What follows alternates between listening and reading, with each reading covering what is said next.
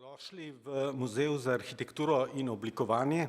Današnja predstavitev knjige Vrt in prispodoba bo potekala v angleškem jeziku, saj so pri knjigi sodelovali številni avtorji in avtorice iz tujine.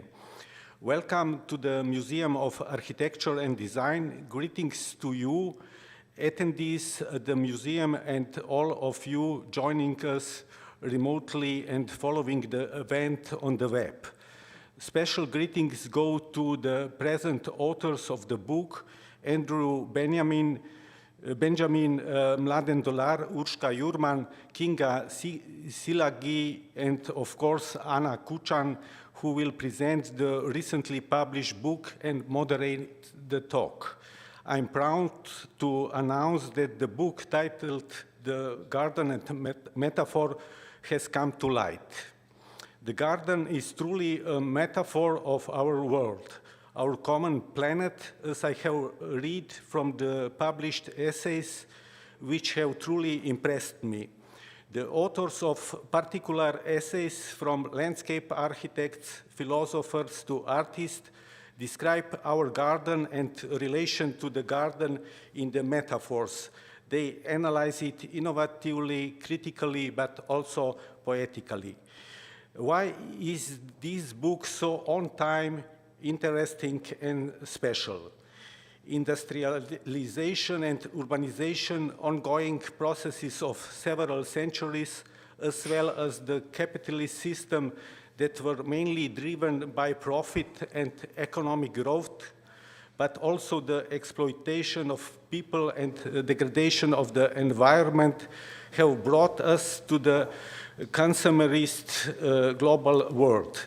In this common world, we have come to its edge, to the limit of our civilization existence.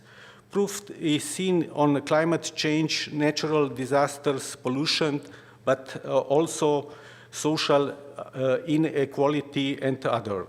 To debate sustainable development and to fight for the preservation of nature, the landscape, the gardens also, and other resources for our descendants are the undeniable condition, conditio sine qua non, here and now. The book, The Garden and Metaphor, also addresses these issues. Our museum is striving to embrace contemporary themes dealing with ecology, sustainability, landscape architecture, urban planning, and spatial planning. I took special efforts to ensure continuation of work of the book before you. The book is a result of collaboration and has been published by the Museum of Architecture and Design and the Biotehnical Faculty of University of Ljubljani. Hereby, I express my gratitude to the editors Ana Kučan and Mateja Kurir, as well as the contributing 34 authors of the essays.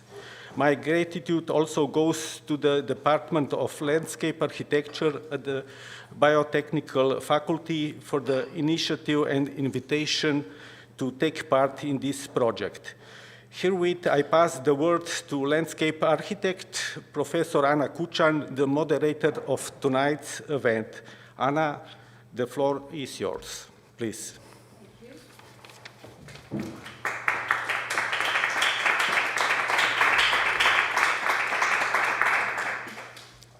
Thank you. Hvala Bogu. Lepo pozdravljeni, dragi gostje v auditoriju in vsi, ki nas poslušate prek spleta. Hello to all. Since we have guests from abroad, I will continue in English. Welcome, dear guests, distinguished speakers. Welcome all to the presentation of the book Vrt in prispodoba, Garden and Metaphor. Allow me first to thank the Museum of Architecture and Design to accept the invitation of the Biotechnical Faculty to co-publish the book on gardens, which, as ephemeral creation, rarely find a place in architectural museums. For this, I express my gratitude to its both directors, the former, Mateusz Celik, and the current one, Bogo Zupančič, to have the courage to collaborate and to ensure the finalization of this project respectively, and to host us here today. The presentation will be followed by a discussion. The audience online is welcome to write questions to our distinguished guests in comments on YouTube and Facebook. Please do so. Let's start at the beginning. We all know, first there was a garden. The book reopens questions about what the garden actually is and what it represents. The question is whether the garden today, in a time when we are no longer capable of thinking in terms of metaphors, can even be a metaphor. Does it need to be? And if so, a metaphor of what? Or are our circumstances such that the garden has become solely the terrain of our direct engagement? And what does this mean for our future and the future of our planet? So why the book? As a society, we now face challenges that demand reflections on points of departure, goals, and values. In spatial planning and design, it means that we need also a conceptualization of a new imaginary that will suit a new and emerging reality. A glance around the world quickly reveals that human beings have arranged and adapted their living environment and thus built their own worlds. They have conjured amazing creations that exhibited a high level of mastery of natural processes and, especially, the ability to coexist in a fragile balance. Today, this balance has been all but destroyed, and thus it has become necessary to re-examine the origins and foundations of our relationship to nature and to our fellow human being. At the very center of this relationship stands the garden, as its metaphor and also as a multifaceted reality. With its varied perspectives, the book Garden and Metaphor unveils the multi-layered contextual essence of the garden, reaching beyond its self-evident presence and opening up questions of the essence of the garden and what it represents. In this sense, the book is an interdisciplinary exploration of what might be placed at the heart of landscape architecture and explores more recent, contemporary concepts of redesigning nature in both public and private life. Renowned experts from landscape architecture, art history, philosophy, and sociology, as well as artists and authors, situate the garden in the context of contemporary life and attendant pressing social issues.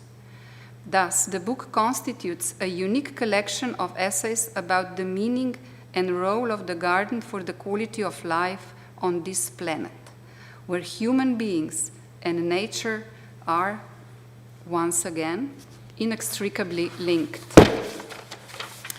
Garden and Metaphor is divided into two parts. In the first part, it presents views from the garden, the views of those who work with the landscape, who plan and design it. Colleagues from here and there, Lisa Didrich, Davorin Gazvoda, João Gomes da Silva, Urška Jurman, Miloš Kosec, Lili Lička, Janez Marušič, Martin Prominski, Martin Reinkano, Gerard Reinmuth, Karl Steinitz, Kinga Szilágyi, Mark Tribe, Aleš Vodopivec, Catherine Ward Thompson, and Udo Weilacher and Saskia Dewitt generously offered their reflections on how to understand and handle the human imprint on a planet at all scales. In the second part, we present views of the garden, the views of those who find the garden of interest for other reasons. At this point, I would like to thank artists Jože Barši and Olaf Nikolaj, art historians Erika Bordon, Jure Mikuž and Nadia Zgonik, writers and poets Dževad Karahasan and Miklaus Komel, philosophers Andrew Benjamin, Mladen Dolar, Dejan Komel, Leo Kreft, Sven Olo Wallenstein, and sociologist Pavel Gantar, to shed light onto specific aspects and contributed bits and pieces of the kaleidoscope of the garden's complexity. All contributions range from presentation of in-depth studies about the meaning and role of the garden, accompanied by lucid insights born out of keen observations, to poetic and artistic contributions that combine views on both the function and infinite allure of the world of designed nature. In some sense, the division is artificial. The garden is characterized precisely by its capacity to belong to many worlds simultaneously. Here lies the reason for such a varied collection of authors in the book, which would not have happened without Mateja Kurir, a philosopher interested in gardens enough to embark on this venture with me and to whom I am especially grateful. Last but not least, I owe sincere thanks to Barbara Habic-Pregel, writer and editor, who contributed not only her view of a garden, but provided a document about how yet another, a rather important book, The World Heritage of Gardens, came about.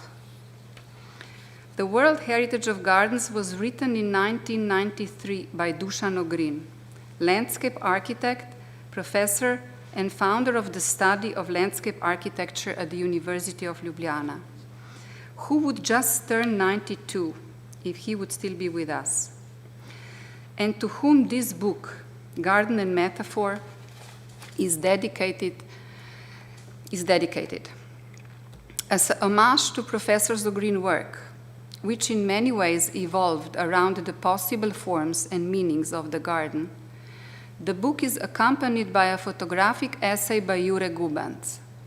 His photographs depict the Srebrenice cemetery near Novo Mesto in Slovenia, Ogrin's last large work, surrounded by forest and immersed in magical silence, in both documentary and poetic manner. We have also been lucky enough to have the diversity of the book arranged and designed by Evian Khan. He captured with well the content in a yet another haptic garden. Thank you. However diversified, the essays have a common ground. Obviously, we need to transcend the dualistic conception of nature and culture and began to create a non-dualistic, unified philosophy of nature that will fundamentally change our behavior. Again, precisely the garden, which has long functioned as a unifying force, is the space and place in which the world of man and the world of nature, the world of mind and the world of instincts, regardless of what form they take, are the most intertwined. I would invite you now to listen to the speakers, because some of the many meanings and readings of the garden and its varied social context will now be presented by 4 of the authors of the book. We invited them to reflect on the question if the garden can still be a metaphor. Let me first invite to the microphone Kinga Szilágyi, a colleague and professor of landscape architecture at the University of Budapest, who sees garden as a metaphor of responsibility for landscape. Please, Kinga. Good afternoon to everybody. Thank you, Anna, for the comments, and thank you for the invitation and the possibility to participate in this fantastic event and in producing this book. So, garden is a metaphor of responsibility for landscape. That's as a title, and the speech is about the garden at the Balaton Lake. A garden dreamed, created, and built by Professor Mihály Mőcsényi. Would you be kind and start the slides? The first slide I would like to have here. That's the overall. Okay. Yes, that's it. Thank you. That's the first slide. Man has been building gardens since ancient times, as reflected in the ancient Persian word peridesa, with the meaning of the fenced and sheltered open space. Paradise garden refers to the reality of the lost Eden, where one can find a heavenly harmony with nature and world. The garden has always been about nature, though in a tamed, designed, cultivated form, and about the creative imagination of humankind. So it's also a metaphor for an infinite, vast, and life-giving landscape. Perhaps this essential meaning is not always conscious from the creator's or user's part, but when, if not now, amid the global crisis and the threat of climate change, garden should be seen as the microcosm of the landscape. The 20th century had to face the regional and global effects of environmental damage caused by economic and urban development. The realization of ecological problems went parallel with the growth of landscape architecture schools, and the profession became a complex environmental science everywhere, a principle and a form of behavior in creating, designing, and planning open spaces and landscapes. As landscape architects, we learned that we are responsible for our environment, for nature, and for the landscape on all levels. Next slide, please. Let me quote here the outstanding professor of Hungarian Landscape Architecture School, Mihály Mőcsényi, whose exemplary overview represents the manifestation of individual responsibility for landscape. Sometimes in the late 1960s, Professor Mőcsényi had an accidental stop at Balatongyörök, a small resort on the northwest coast of Balaton Lake called Belvedere. While the old travel car's engine cooled down, he set out for a walk to the nearby hill, where a dolomite quarry gaped like an open mouth, like a massive wound in the landscape. High up the barren hilltop, a breathtaking view opened up with the lake and the surrounding basalt mountains. Here, the distorted landscape seemed to wait for rehabilitation and healing. Next slide, please. And right away, his imagination smoothed out the steep quarry walls, built the necessary retaining walls, created inviting spaces, diverse, prosperous biotopes, and comfortable resting areas. The soaring imagination and the commitment of the landscape architect gave a task for decades and the opportunity to create a home. Mőcsényi have seen in the exploited, abandoned mining landscape the miraculous, exceptional endowment. For him, the garden became the incarnation of his landscape architecture philosophy. Next slide, please. As he wrote in his essay written 2012, once we had the landscape wound, we healed it to make it useful and beautiful. What are the previews according to the principles? Reviving ancient atavistic engram, displaying their originators, should be mentioned first. In the collecting era of Homo sapiens, safe could be found in a cave or in a forest clearing. On the edge of the clearing, leaning against a tree with a protected back, the caveman could see the grassy, flowery meadow, the space bordered by shrubs and trees. Next slide. We are at home in a receptive space form bordered by natural elements, perennials, shrubs, trees, or earthworks. Being at home, being inside is good. The love of concave space form, the reminiscent of an open arm, is an ancient feeling deeply fixed in the engram. Next slide. A good 3 decades of extensive building sacrifice to landscape healing resulted in the unique Mőcsényi garden. The design of the much coveted concave walls involved a lot of earthworks. The motto, forge virtue out of necessity, has become a reality here. Next slide. Step by step, level by level, the snow-white arches and walls utilized and tamed the destroyed landscape. Besides retaining walls and moderate residential buildings, the landscape healing went on with creating new biotopes, planted green dolomite walls, and built structures. Next. Here, the design diligence and the responsible ecological thinking lay the stress on preserving the living heritage of the former quarry, a double-stemmed black pine that stood here from the beginning of the landscape restoration. Next, please. On the rock wall, left in its natural state, spontaneous evolution and carefully planted plant societies grew in harmony on the plateaus and the vertical retaining walls, while the whole composition was blending into the landscape. Next, please.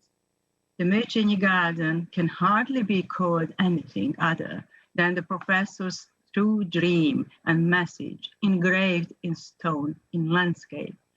Although more and more luxurious holiday houses and residences appeared around it, the garden is still, and perhaps even more today, the embodiment of the dialogue between nature and the creative person who thinks and acts with deep ecological knowledge and responsibility. Next, please. The Mladen garden is an ambitious development that lives up to the carrying capacity of the landscape and shows an example for healing of our own overused, subjugated landscape. It's not only a highly appreciated creation among the professionals and the residents, but also a protected local landscape value where regular garden tours, parties, and workshops help to maintain the Mladen heritage, the faith in the creative and healing power of landscape architecture. Next slide. There are not so many landscape architects in the world who would be enough to heal the ever-reproducing landscape destruction, though a burning need cries for a change of attitude in the search for ecological balance. An elementary responsibility of humankind might only offer the healing of our badly exploited world.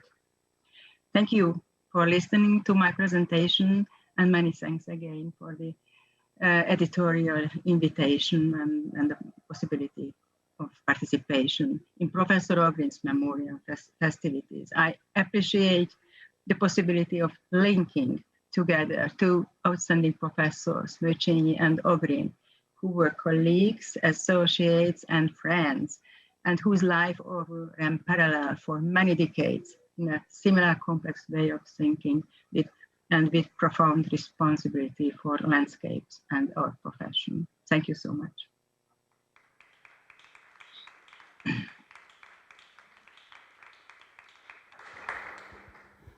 Thank you, Kinga, for the presentation, and yes, especially for this linking. It's a common heritage that we share here in the Ljubljana School for Landscape Architecture. May I now invite Andrew Benjamin, philosopher and professor of philosophy and architectural theory from Sydney, Australia, who will talk about gardens' complex instrumentality. Please. Well, I too would like to thank you very much, all of you, for the kind invitation to talk here. And I want to talk very briefly about the paper that is there in the volume. Just to give you some context, it arises from a studio that is an architectural studio, not a philosophy seminar, though I'm a philosopher, not an architect. But I work very closely with my colleague, Gerard Reinmuth, who is an architect, and we've been working together for a number of years in a studio situation. And one of the things that we're interested in could briefly be described as the question of re-territorialization. And one can understand that in the following way, is that any piece of land is already territorialized. It's already the site in which power is operative, in which programs take place. And to think of a site in that way is either to allow for that mode of territorialization to be continued, or to allow for the possibility of its being re-territorialized in some way. And therefore, what we're interested in the context of the studio in which the work on the garden emerged was to link the garden to a form of possible reterritorialization. Not deterritorialization, but reterritorialization. Now, the garden, and what we did was do a lot of work on images of the history of gardens. And if one goes back to the very original garden, where Adam and Eve were, gardens, if you like, always have borders. They always have a bridge, a mark of separation that is between an inside and an outside. But where you have a border, you have, in the extreme, a relationship between a friend and an enemy, or a notion that of an outside in which you can designate the one who is outside as the enemy. So if there's a link between the garden as involving a border, then it equally involves the politics of friend and enemy. And that politics is very well known.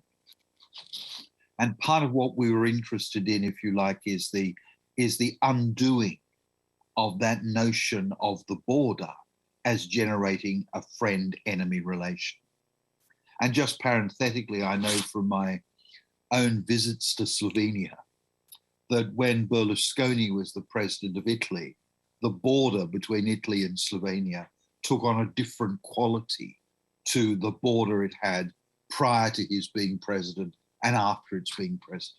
So borders are sites in which friend-enemy relations can be intensified or diminished.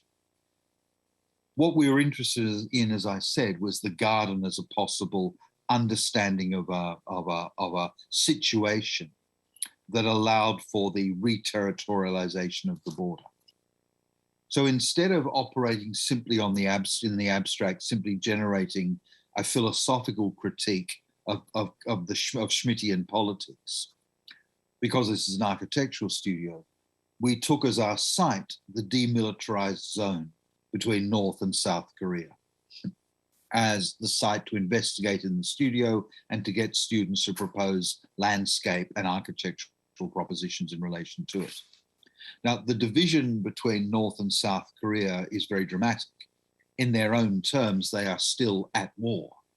Therefore, the border between the North and the South could not be a more emphatic instance of a friend-enemy relation.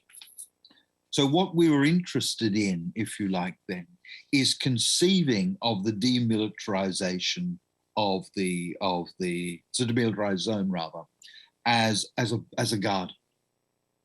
And then it became a very interesting proposition to view it as a garden that was populated mostly by animals. And in the case of the studio, each student had to pick an animal that lived in the demilitarized zone. They had to do research the animal, and they had to propose an architectural proposition for that animal. And we came up with a variety of remarkable, and sometimes not so remarkable, but usually remarkable interventions where the client was a fox or a seal or a bird. And it was a very interesting thing. But what we were interested in, if you like, is that this condition was re-territorialized by animals, and that the animal provided a way of circumventing the opposition between friend and enemy. And so in the context of the studio, we allowed for this garden not to be a garden created in opposition to a non-garden where the border condition is created by a human, but by relations between different sorts of animals. And one animal habitat would come into contact with another form of animal habitat, there'd be crossovers, and all of this was made possible by, as it were, the suspension of war. And that suspension of war is what generated the garden. So this garden occurred as the result of the suspension of the politics of friend and enemy. But that was only possible if your client was an animal. And so what the students had to do then was think about an architectural intervention for the animal. But equally, the second part was to think about we as it were, human animals, our relationship to non-human animals in the context of this garden, where the measure, if you like, was set by the animal and the way it territorialized, the way it inhabited, the way it then set up other forms of propositions. So what we were interested in then was a garden as a third, what we called in the context of the studio and in the context of our writings, a third space. A space in which dominant programs were suspended, dominant organization and territorial logics were suspended. And what was opened up was this third space. And we found, if you like, the concept of the garden, but only when it's moved away from that which is instantiated by a border which demands to be policed. And most gardens, even if one is sentimental about gardens, still have policed borders. Go to any public house, any city, and look at the public gardens, you'll find that they're policed. So the border condition is the condition of possibility of the garden. So what we were interested in was the undoing of the policed condition. And that then, the measure for this, what allowed us to do this, was instead of some utopian ideal about what humans could do, we let the animal set the measure and let the animal create, through its desire for territorializing, how we would then respond to the movement of animals. And what that allowed for was the creation of interventions. Now, what sits behind this, and I'm very conscious of time, so I'll be very quick here. What sits behind this is a proposition that is fundamental to my thinking philosophically about architecture and my colleague Gerard Reinmuth's understanding of this architecturally, is what we take the concept of the site to be. Every architectural student knows what the word site means. This year, my site is such and such. And we think that's too literal a conception of site. What we're interested in is redefining the concept of site in the following way. We take it to be the transformation of the ground into a locale of design. And that's what a site is. So it's not a site on which you put a figure, you turn the site into a figure. So you have a figure-figure relation in which the site is always transformed in order for there to be design. Now, what matters, therefore, is not the ground, but the mode of transformation. And what we were doing in looking at the garden was thinking through a possible mode of transformation. So we use the demilitarized zone as a garden, which is populated by a diverse range of animals, all of whom intersect and interact. And we traced their movement, traced how they populated and territorialized. And that gave us a way of understanding a site that comes, as it were, from the left field, that's populated, territorialized by the movement of animals. And what we then asked is, what possible relation would we have to that site in order not to destroy or check the role of animals, but to work in conjunction with another logic. And if you think the great challenge of urbanism and the great challenge of so many architectural design projects is, how does one interact with pre-existing organizational logics, or how does one change organizational logics to intervene? And so we use the garden, if you like, both metaphorically, but literally, in taking the demilitarized zone as a garden thought outside the tyranny of borders, thought outside or within the suspension of a politics of friend and enemy, and used all of that to give us the thinking, combined with tracing of animal movements, to give us the thinking to transform this site into a locale of design. And so for us, the garden became a metaphor on one level, but also something very real. namely that we conceived of the demilitarized zone as a garden, but not the garden demanding policed borders, but a garden involving negotiation, of a garden involving the necessity to engage with but not destroy that which was already there. But where that which is already there is the animal, it's a fundamentally different sense of alterity as simply the other person or the other nation. It's, if you like, for we humans, it's the most extreme. You know, we can either eat animals or preserve them. And the logic of our thinking was always to preserve the animal as a locus of movement and life and activity, and think our own lives and activity as working always already in relation to the animal. And what we then found was the concept of the garden, and I'll finish at this point, both literally and metaphorically, to give us a way of understanding and conceiving of the demilitarized zone, as I said, as a locus of design, rather than simply as a geopolitical event. I'll stop there. Thank you very much. And again, I just want to thank Anna and the other organizers for their generosity and kindness of including me in this wonderful event. So thank you.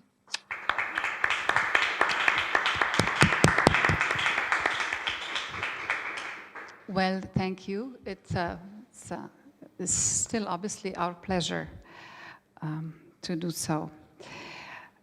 Thank you very much.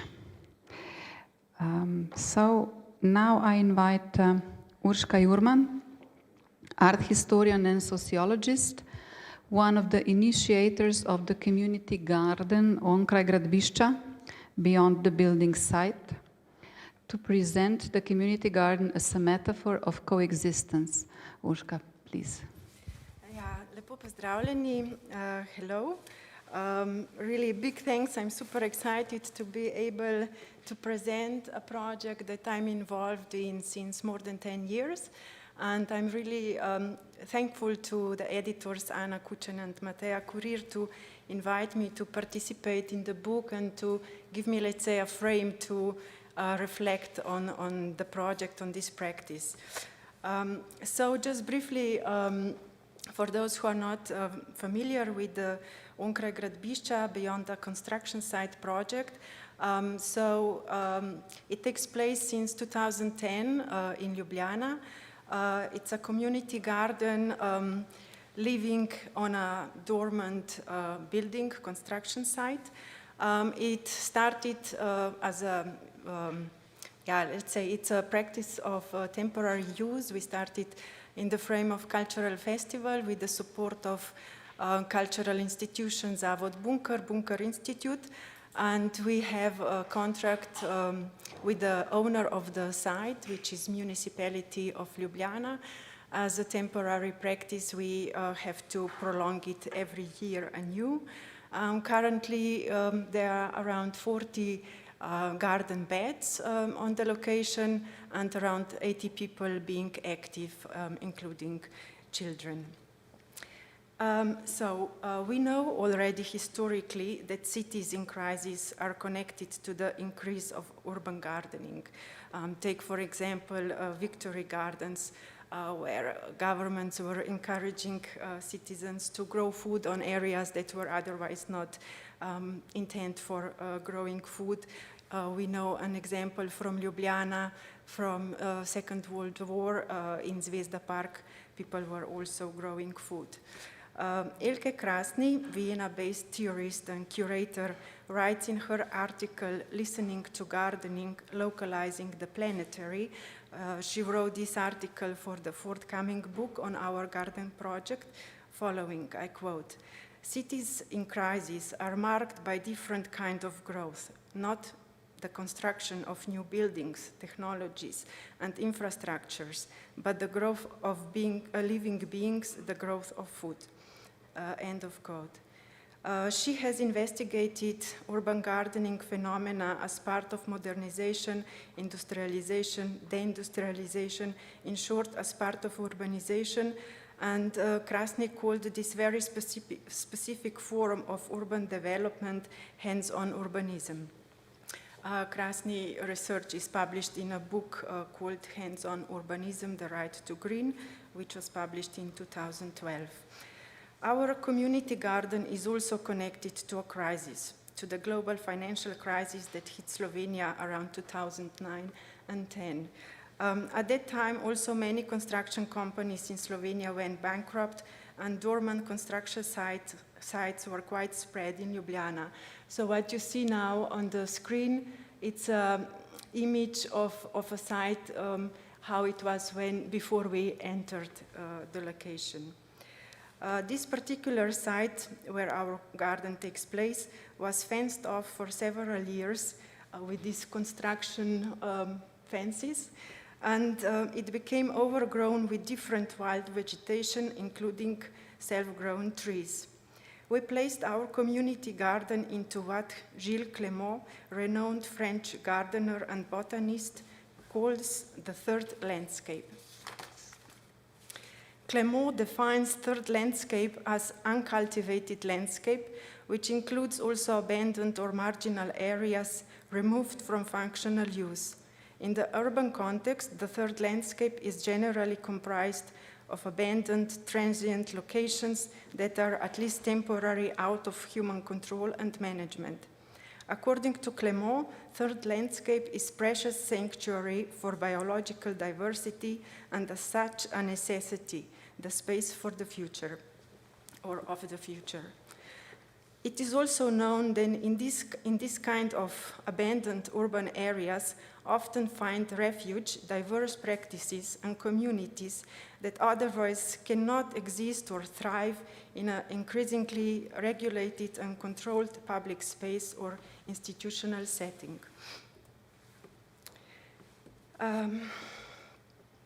So the primary goal of the initiators of Beyond the Construction Site, this is a cultural and artistic group association of Brat. So our primary goal was to make this vacant, fenced-off site accessible to the people living around this area, because the site is located in a residential neighborhood, and also we were critical that actually the municipality treats this land just a property waiting for better times when the crisis is gone and they will be able to sell the land. And our also primary goal or principle was to define the content and the use of this space through a collaborative participatory process. And through this process, the need for a garden close to a home became very clear. The question of coexistence among people and other living species immediately became apparent to us when we first entered to this third landscape of the dormant construction site. We were, I would say, intuitively aware that gardening is always a collaborative practice, a co-production that includes human and non-human participants. So on the left side, you can see it's artistic action of our colleague, Polonca Lovšin, architect and artist.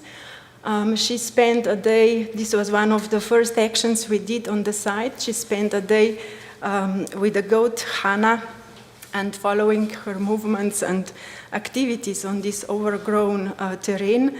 And based on the goat, Hana, activities, then she made a plan of this location. And also you can see there behind the artist, actually we were marking the trees, which were so little at that time that we were afraid not to step on it and so. So as temporary guests and caretakers of this city land, we were sensitive to the self-grown vegetation on the site. So what was there already? Also one of our first activity was actually a guided tour to learn about the wild vegetation there. We were searching for a balance between the natural elements that had emerged on their own and the spaces for the planned gardens. We kept the trees that were already growing on the property, and some of which had in these years gotten so large that they now block the sun on the garden beds, and actually the garden is really becoming more like a forestry garden. Later on, I learned about the Clément's concept of a garden in motion. Gilles Clément places the garden in motion on a neglected land where plants are allowed to develop on their own. The principle is for the gardener of garden in motion to take the best use of this found dynamic without excessively intervening in it, to do as much as possible for and as little as possible against. This is how Clément summarizes the garden in motion, the goal being also to maintain and increase biological diversity. This approach calls more for observation than for actual gardening. It requires us more to become acquainted with plants, with their characteristics, in order to make the best use of their natural potential.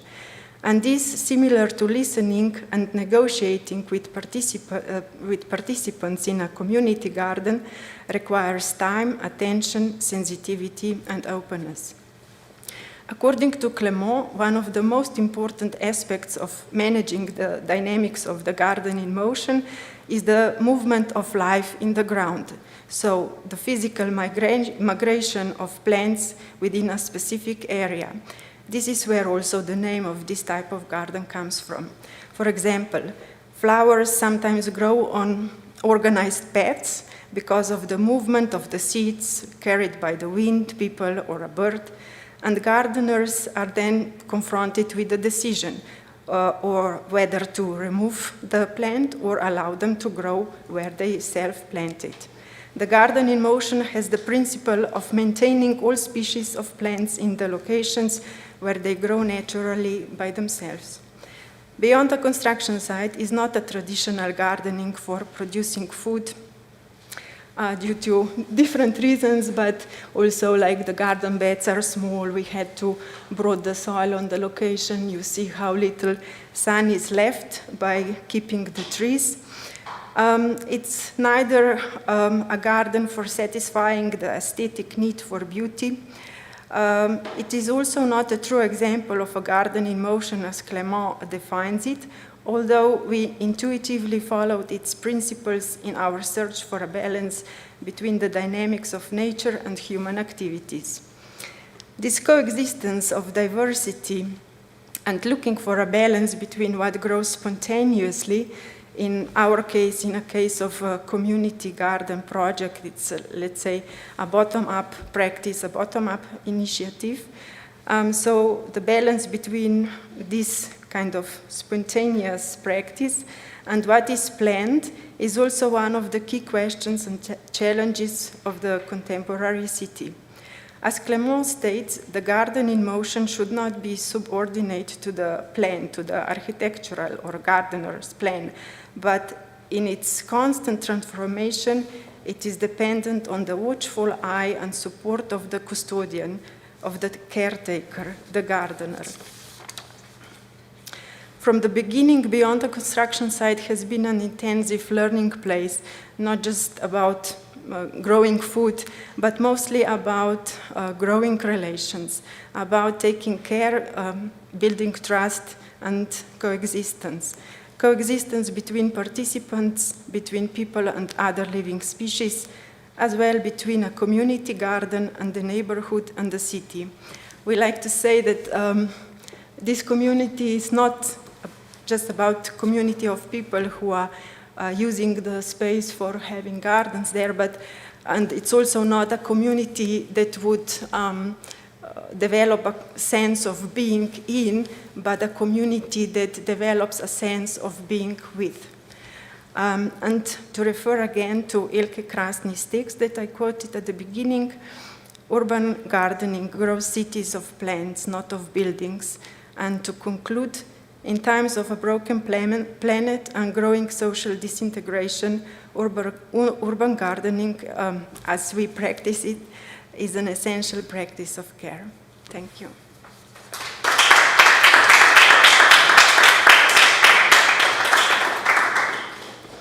Thank you, Urška. And now Mladen, please. Mladen Dolar, philosopher, member, and one of the founders of the Ljubljana School of Psychoanalysis, also known as the Ljubljana Lacanian School.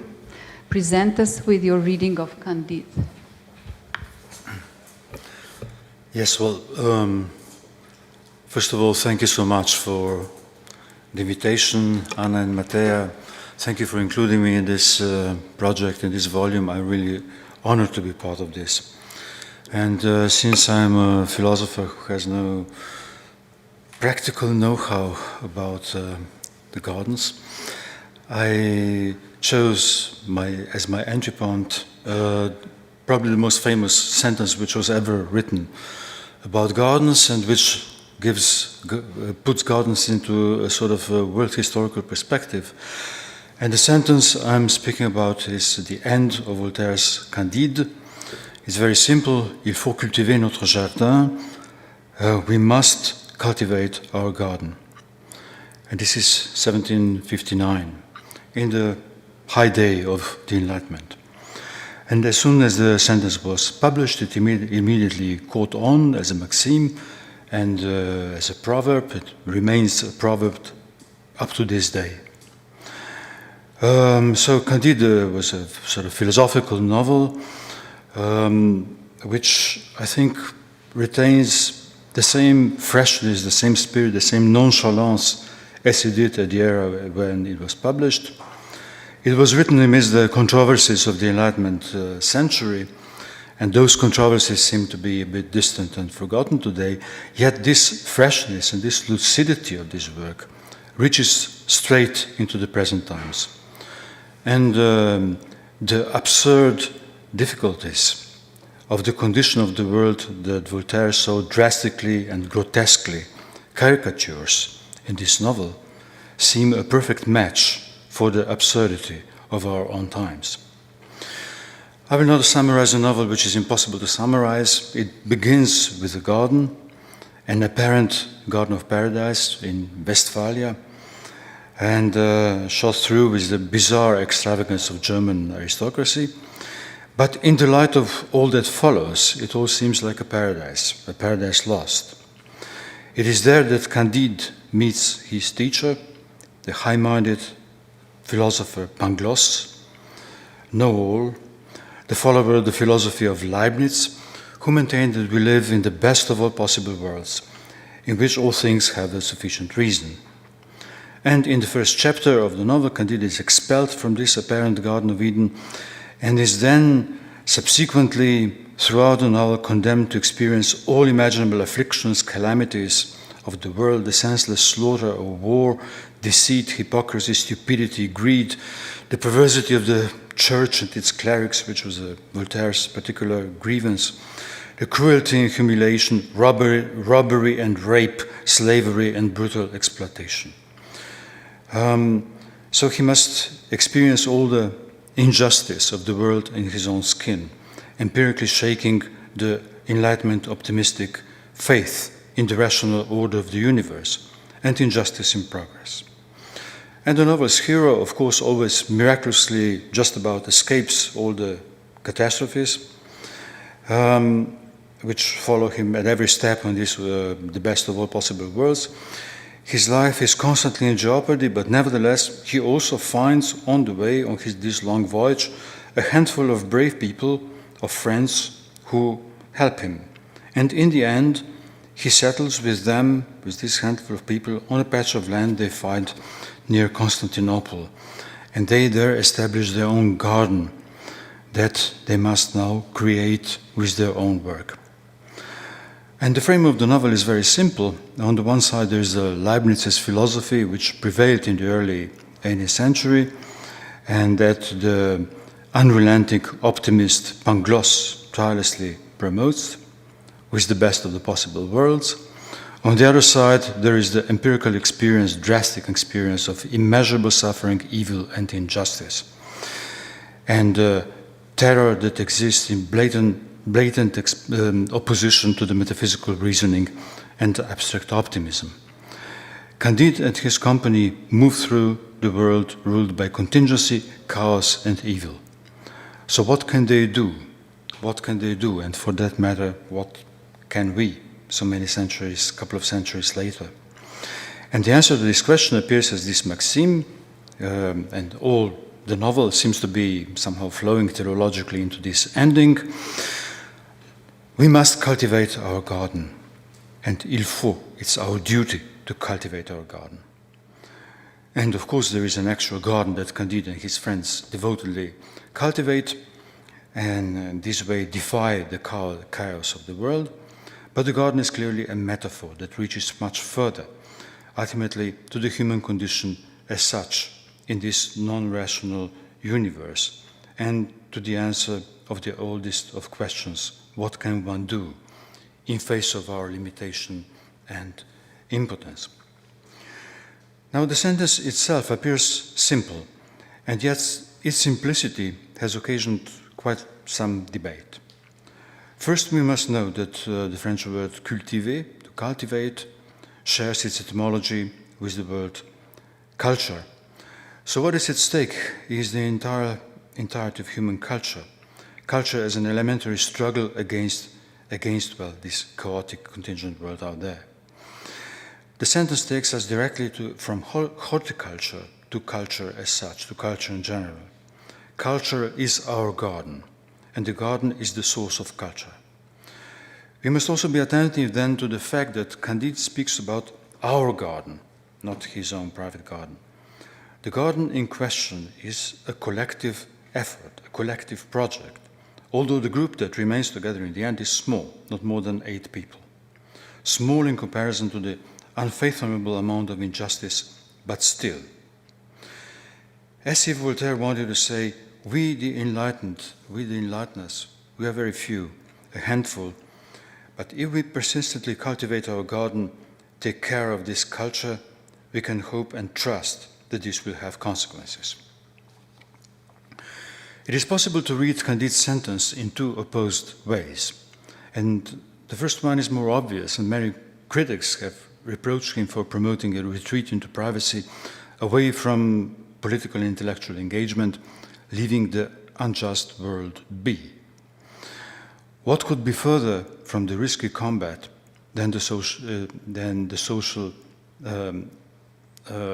gardening, and the social injustice than gardening? What's more, they reproached Voltaire, they reproached Candide for pursuing his own selfishness and private interest, turning away from the radical demands that would call for revolution. And the dreadful circumstances that are so drastically and graphically depicted in the novel call for nothing less than a revolution, not the cultivation of gardens. In other words, instead of the universal project of emancipation imposed by the Enlightenment, a retreat into sort of horticultural quietism. The sentence sounds like a letter of resignation. If we cannot change the world in its immense, meaningless cruelty, then let us at least tackle this little garden that we can master and abandon the illusory great projects of changing the world. And yet, 30 years later, after the publication, exactly 30 years after the publication of Candide, the French Revolution indeed took place 11 years after Voltaire's own death, and Candide's sentence was one of the significant elements that was part of the revolutionary process. Thus, a different reading of the sentence could find not a rejection of universalism, but a search for a new entry into universality, an incentive for a collective engagement that, despite the limitation of its starting point, reaches far beyond the garden and its fence. The garden then appears as a particular limited starting point, removed from the general havoc, a small but highly telling reflection on the condition of the world. The adage was also written as a sharp critique of the old metaphysics that prevailed at the time, and of course, naive critique. But this critique permeates the entire novel and announces a sort of new worldview, a new era. It presents a contingent and senseless universe that bids farewell to the metaphysical, rational arrangement of the world, a view that astonishingly evokes the modern age. And Candide was used a number of times precisely in the 20th century as the sort of the harbinger of modern age. The garden is not merely a retreat, but a point of view. And from here one can make a direct step into our own times. The idea, let's say the general idea of the end of history that was proposed after the fall of socialism could be read as a new secularized version of the best of all possible worlds. History has presumably come to an end when it allegedly became clear that liberal democracy and global capitalism were the best possible world, the best world we can hope for, and it became impossible to even imagine an alternative to it.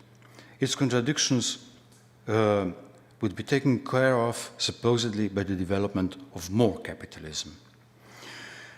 Instead of the divine plan and the invisible divine hand that guided the theodicy, all would be set right by the invisible hand of the market if we only trust it, as in other times we have trusted the divine plan.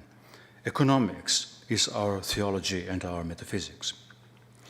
And so the question of Candide's garden today and what it is the metaphor of, just as we can directly relate the absurdities of the time so vividly conjured in Candide to our own era, so too does Candide's maxim place us before the very same dilemma.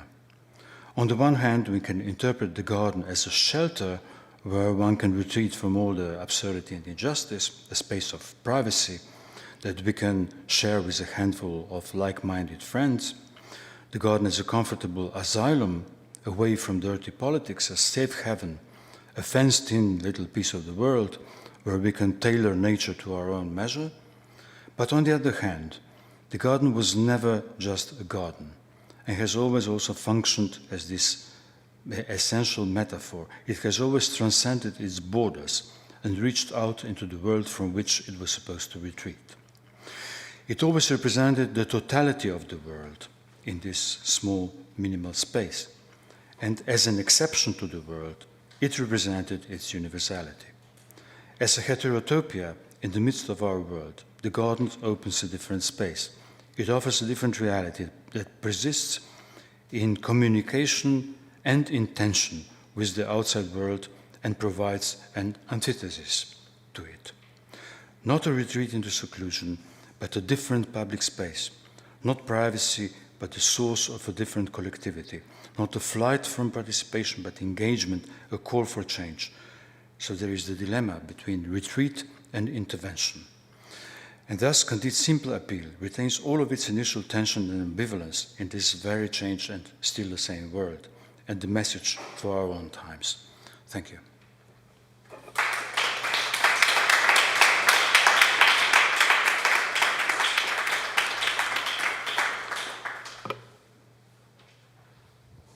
Thank you, Mladen. And thank you all. So before we start with the discussion, I again invite the audience who's on web to write questions to the distinguished guests.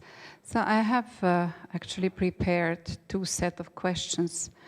One to address the future of our planet, and the other to address our lives in the pandemics.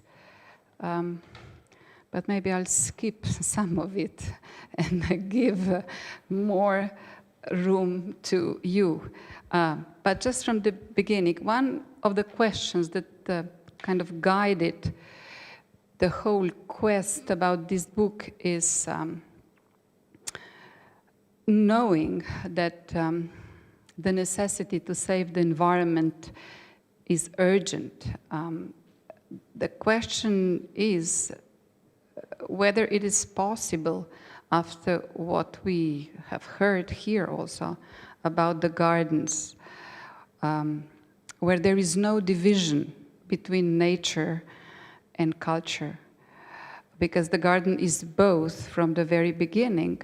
Could a garden provide a model for future behavior? Ecosystems are in constant motions, and nature itself is chaotic and unpredictable. Knowing this, it's almost a ridicule to nature to make lists of, let's say, forbidden plants. The assumption that autochthonous is good and foreign bad is a rigid equivalence that has entered the social discourse. That the bad plant's place can now only be a garden was shown aside this year's Venice Biennale, which is quite funny actually. What meaning, looking at this duality, can be acquired by the idea of the garden, which today appears to be the one and only possible image of harmonious balance? That's the question to all four of you. So,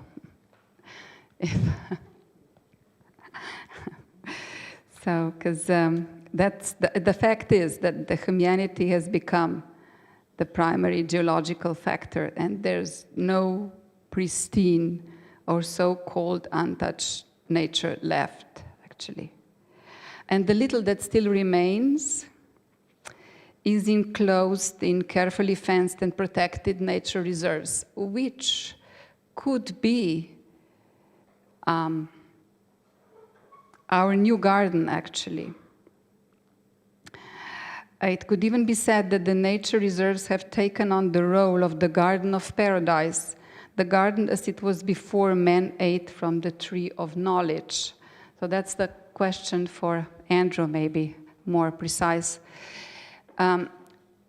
Necessary not only for the conservation of threatened species of animals and plants, but for the entire ecosystems. It seems that nature reserves function as a sort of new Arcadia without man. And this demilitarized zone between the Koreas is a kind of this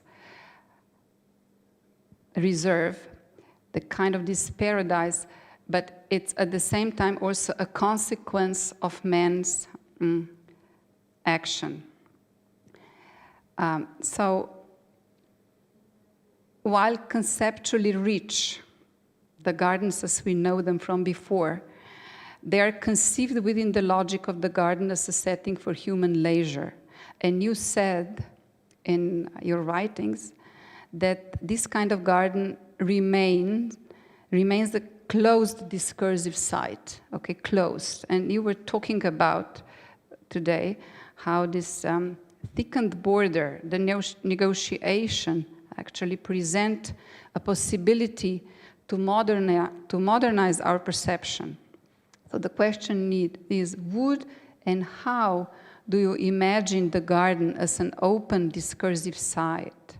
How would we, translate this, or how would we undo the policed condition in our everyday life?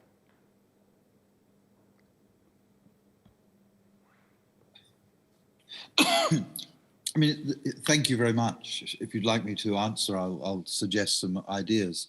I mean, the difficulty is that the answer has to both exceed while referring to the notion of the garden, and that's the difficulty. I mean, one of the problems that we all face is that if we think urbanistically, we think on the urban scale, in which public gardens will be incorporated. If we think on a much larger scale than simply a garden, we think on the urban scale, then we'd have to ask ourselves, what organizes the urban scale? What organizes movements within the urban scale?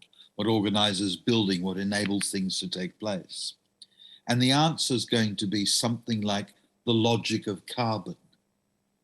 And in other words, is that transportation is understood at the moment linked to carbon, is that building practices are linked to a certain relationship to the heritage of carbon. So we'd have to then ask the question, what sort of mode of organization and urbanism is possible if we no longer have the logic of carbon organizing what is going on?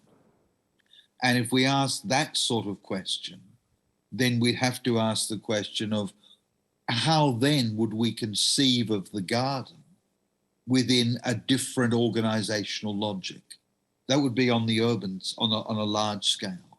If we took it on a smaller scale, we could still say, what's it like to design a garden, knowing that a garden has an edge condition? What's it like to design a garden, given how we understand the already present organizational logics taking place that would construct the site? So to me, the question of the garden has to be posed both in relation to its history, that's true, but equally it has to be posed in relation to the way in which sites themselves are always already organized in advance. So the garden could be just an addition, therefore it's just a continual act of territorialization. Or the garden, and that's why the second speaker's garden seemed so interesting, the garden could be a mode of not deterritorialization, but a re-territorialization of an area, of an act of intervention in the name of a garden that re-territorialized. But then the final point would be that act of re-territorialization is dependent upon, to use an very old-fashioned word, knowledge, namely a knowledge of the pre-existing organizational logics, such that their suspension is integral to the act of re-territorialization. Now that's a philosophical claim. What's important for architecture is that that should inform design. It shouldn't be instrumentalized on the level of design, but it would be the driver or the prompt for design. Equally, it would provide the criteria of judgment in relation to which we could then judge either pre-existing or new designs. Well, thank you. Yeah, okay. I was just thinking about we know basically that the prime design factor actually are policies that are being formed mostly without the participation of people. So that was actually how can we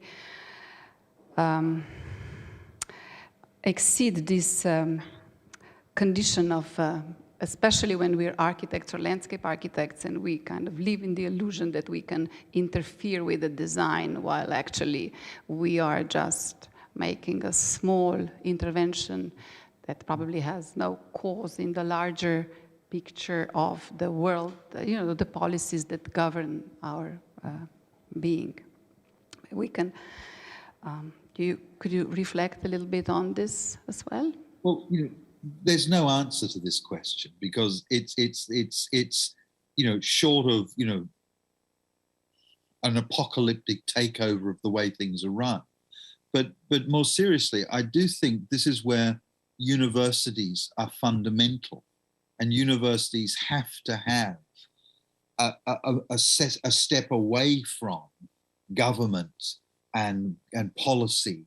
In other words, universities must return to being sites of experimentation in which we can realize and experiment and practice and give rise to exactly what these sorts of interventions would look like. In other words, rather than, not that you're doing this, but rather than lament the impossibility of doing things, I think we have to continue to recreate possibilities. And that's why I always find Ljubljana such an inspiring place. I mean, whether one likes what Plečnik did or not, Plečnik believed that through architecture, and if you think of the bridges, you think of the facade of the library, you could actually reorientate how people thought through the act of architecture. Now, whether one likes his architecture or not is a separate question. What's so interesting about the role of architecture from Plečnik to Raunecker onwards in the context of Ljubljana is the way in which architecture was linked to a certain social vision. And so there's a tremendous, in my view at least, while not romanticizing these people, there is nonetheless a sort of very interesting heritage that Slovenian architecture has, in which the project of architecture was created to redirect or reorientate how people conceive themselves as citizens.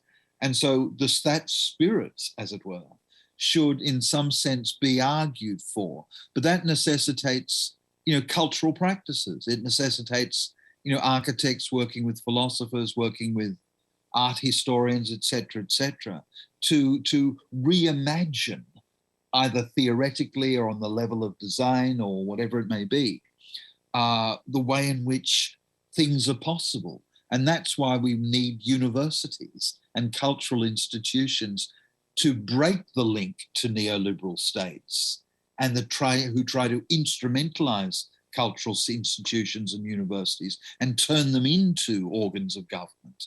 We need to maintain what Derrida called the very idea of the university as a locus of experimentation. And that's why architecture schools, in my view, are central to this. Okay, thank you, thank you. Let's hope this will happen this way. I'd go now. May I add something? Yes, to please, this part? it's your word. Thank you so much. I appreciate Andrew's comment about the possibility, or let's say the task, of landscape architects according to the local, regional, and global problems. I think that this very special day, which is Black Friday, right away. Now, this is the Black Friday, which is about consummation, about speeding up the consummation, and that's the antagonistic enemy against garden and sustainability and the living possibility of the earth. So it's really, I'm really very glad that these two questions can come into one debate against consummation, against the sustainability of economical growth, which is the main problem, that the original meaning of sustainability concept has been lost. And nowadays only economical and consummation sustainability is in the forefront.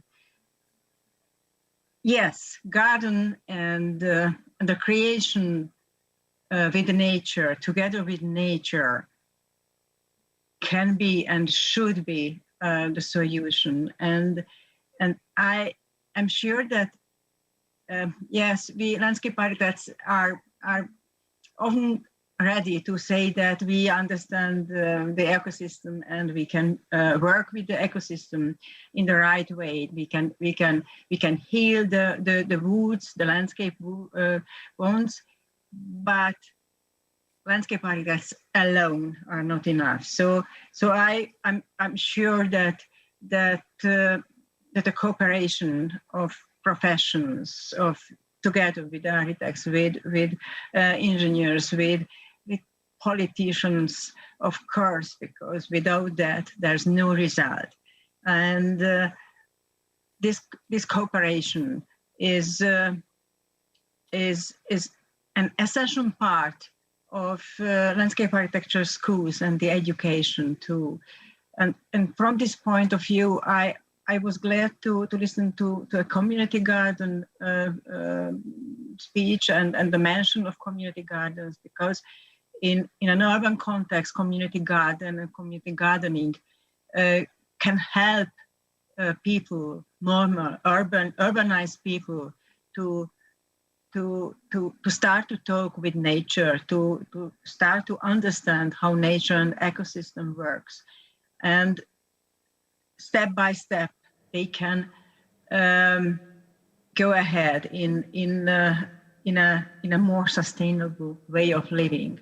So yes, schools, landscape architecture schools, and the connection with society, that's an central issue, I think, in this process. So garden, let's talk about garden, which is the metaphor of responsibility and the metaphor of the local and global ecosystem, the urban green infrastructure and the green infrastructure in a global sense.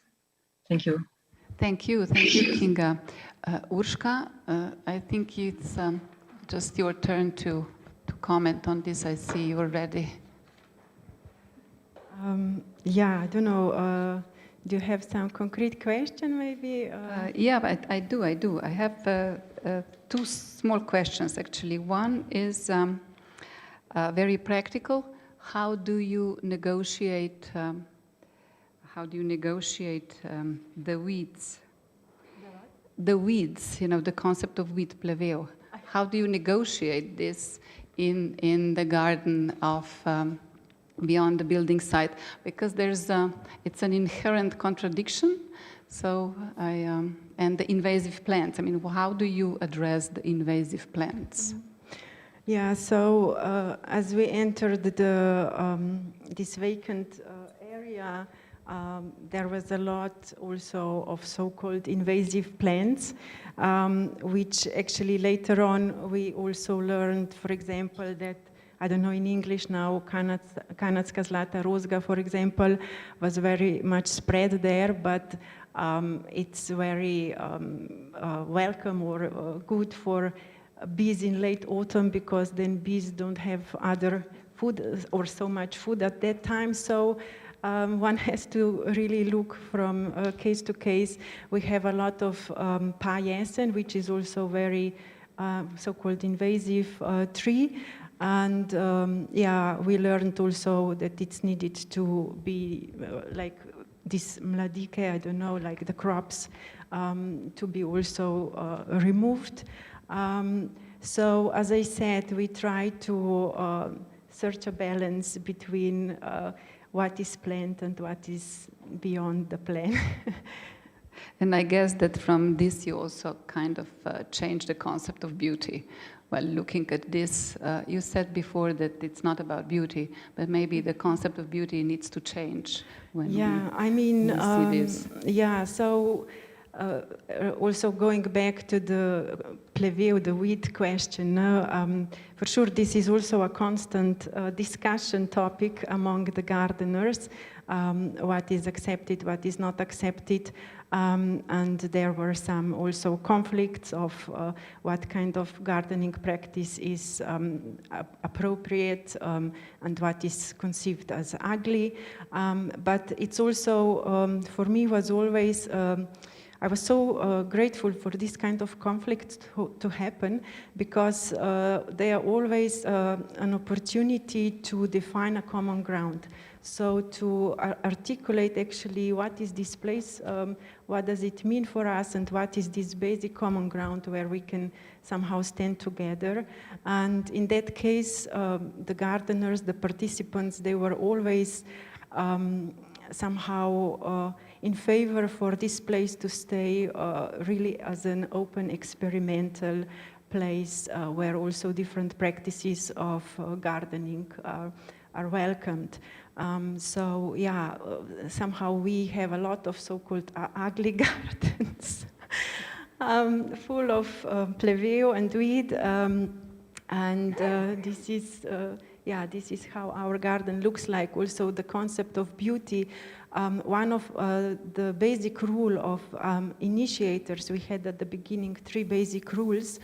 It was also, so we don't use the like chemicals in gardening practice. We take care of our individual garden bed, but then also on this common space and what is needed for to be jointly, collaboratively managed and taken care of.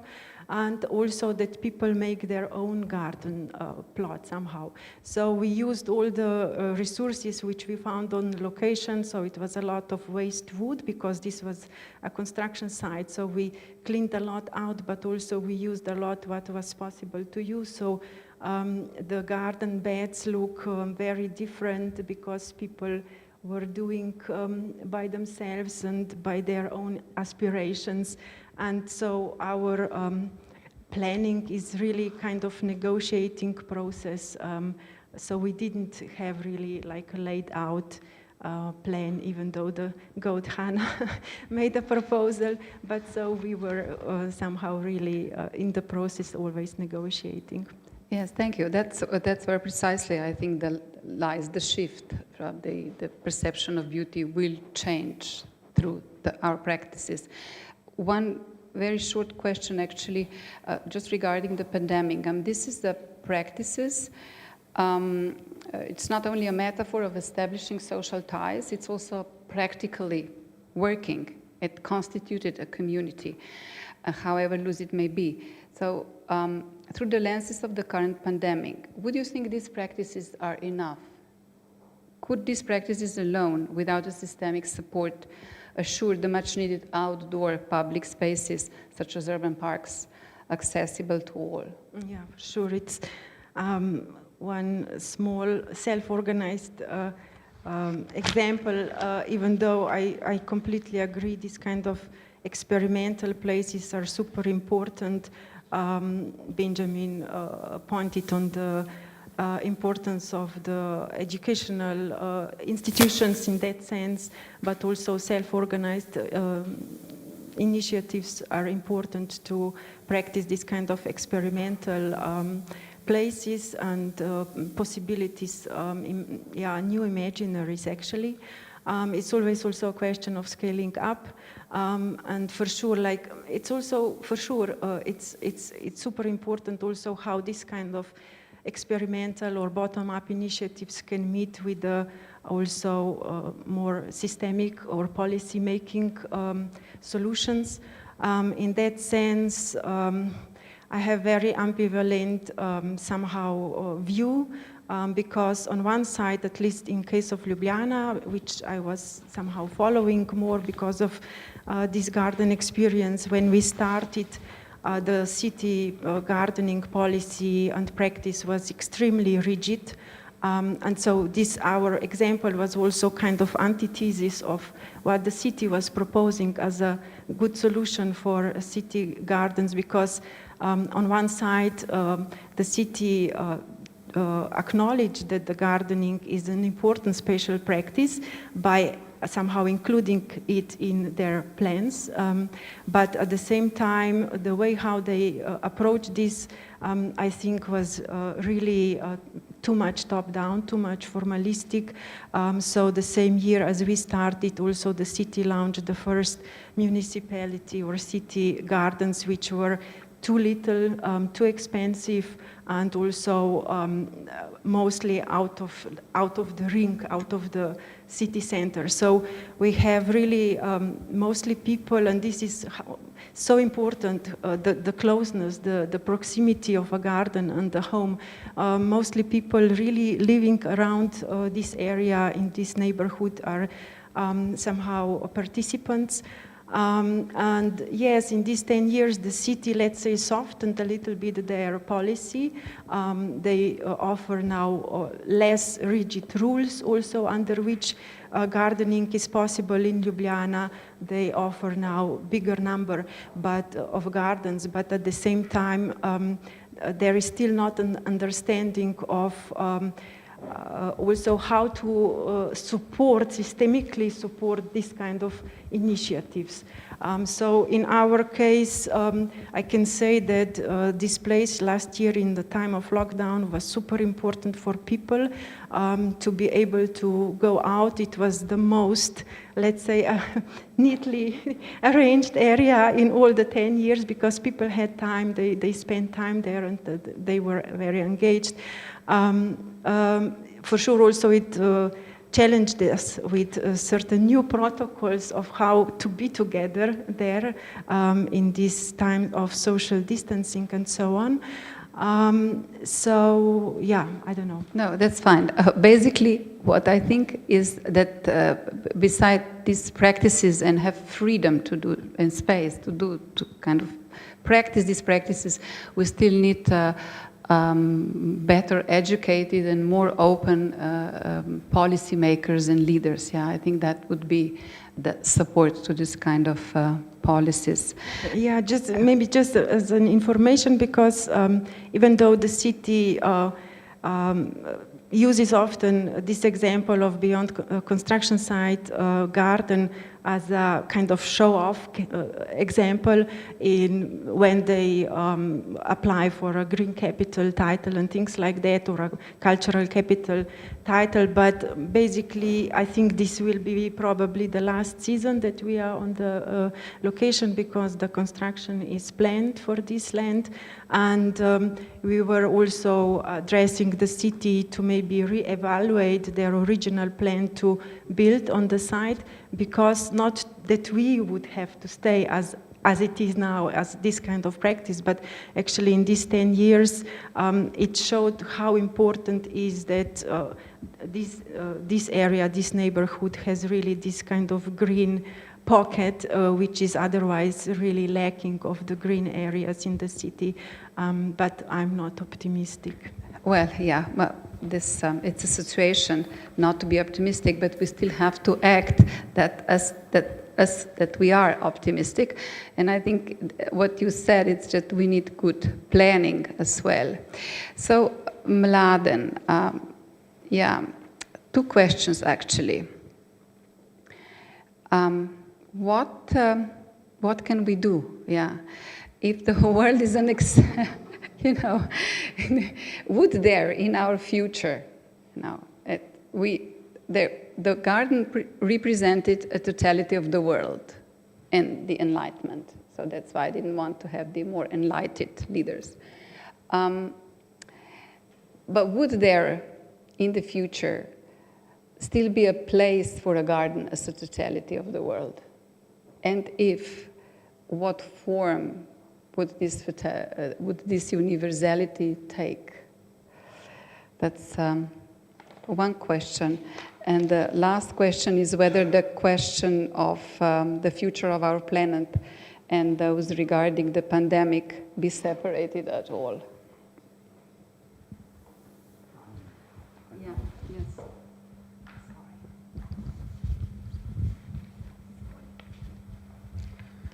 Well, thank you. I don't know. There's this tendency that philosophers are asked the million-dollar questions, which are unanswerable. Like, what should we do? Let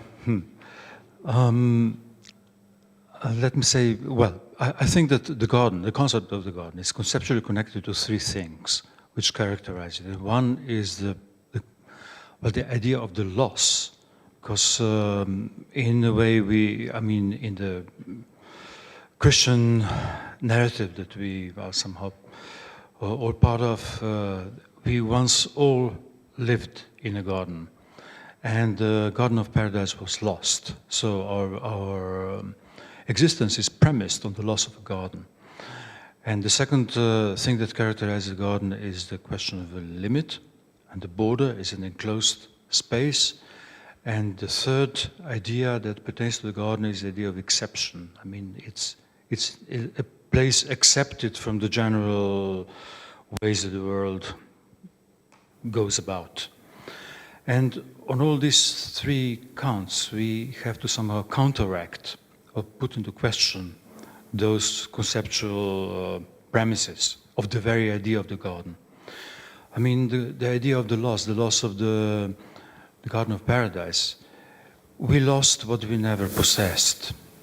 There was only a loss what we never possessed. I mean, we must be at all times somehow aware of this, that the only way is not going back to some supposedly a place of balance or a natural paradise. I mean, the nature is always already lost. The nature is lost. We have to work towards a new concept of nature. We have to work for a new kind of nature. And I think what Andrew spoke about with the idea of reterritorialization, the Deleuzian tongue twister, is precisely this, to work for a different kind of nature, not going back to anything that was lost.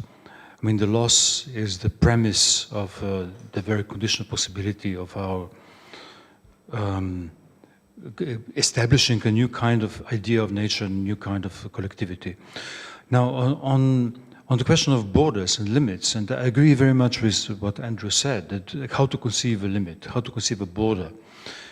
Do we have to we have to work against the sort of Carl Schmittian idea that the border is something which separates friend and foe, that the outside is the enemy, and somehow undo the idea of this kind of border, and think of a border as a paradoxical concept which blurs the lines between the inside and the outside. And well, you introduced me as a part of the Ljubljani Lacanian school, so I must live up to the reputation, and nevertheless introduce at least one Lacanian concept. I think it's just one word. I think it's a very beautiful, very far-reaching word, which is the extimate. The extimate.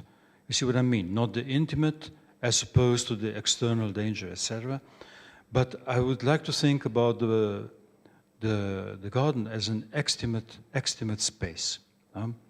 This internal linkage between the alien and the most intimate, and the concern which lies at the heart of psychoanalysis somehow. All the essential issues of psychoanalysis concern the extimate, the impossibility of this setting up of a border of a clear inside and outside.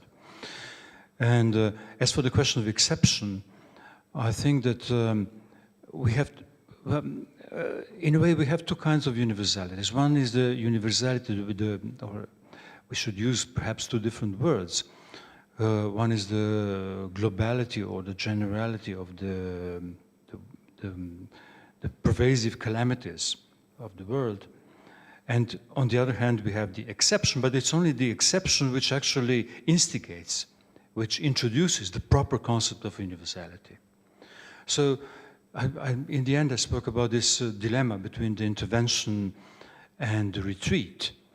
But it's actually not a dilemma. It's precisely we should use the garden as a retreat, as the site of intervention. And I think this is the way to conceive also this Voltaire's sentence.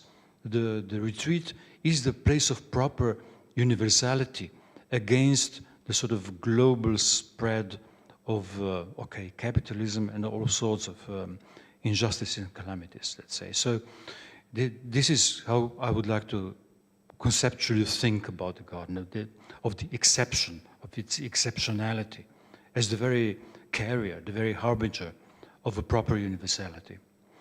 And in the end, you asked a question also about the pandemics, and I think this applies precisely to the pandemics because on the one hand, after a year and a half of pandemics, the time before that seems like a paradise lost.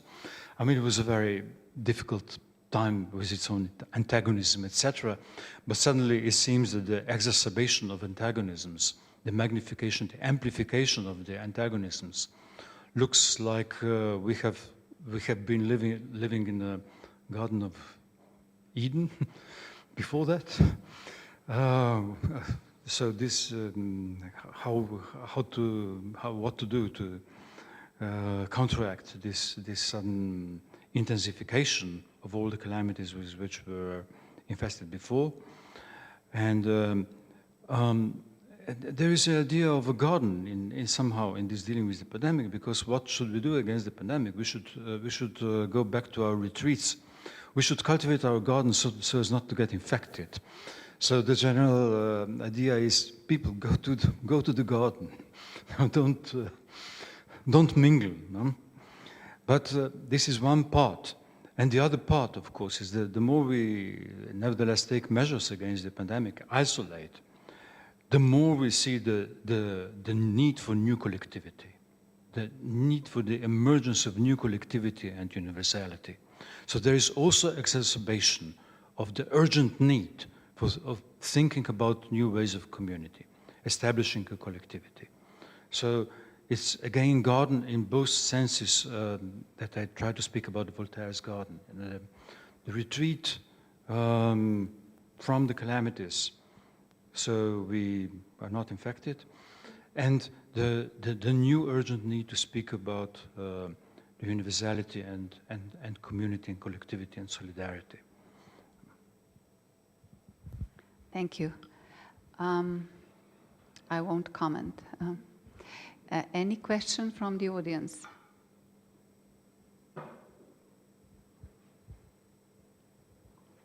No?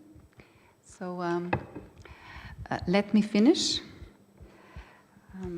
First, of course, thank you, Kinga, Urška, Andrew, and Mladen, very much for sharing your thoughts.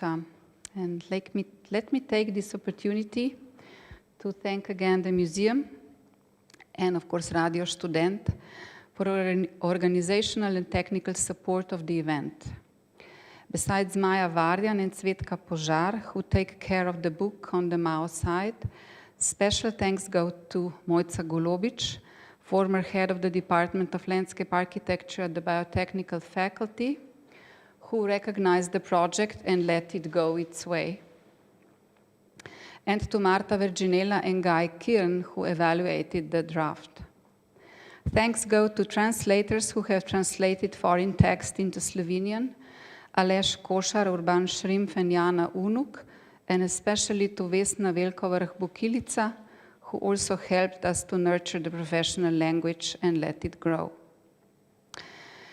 I would also like to thank Biotechnical faculty, the museum, the Slovenian Research Agency, as well as our colleagues at Razvojni Center Planiranje Celje and ACER for financial support. And thank you all for staying with us here and online. I hope you will explore the garden and enjoy the book. Goodbye.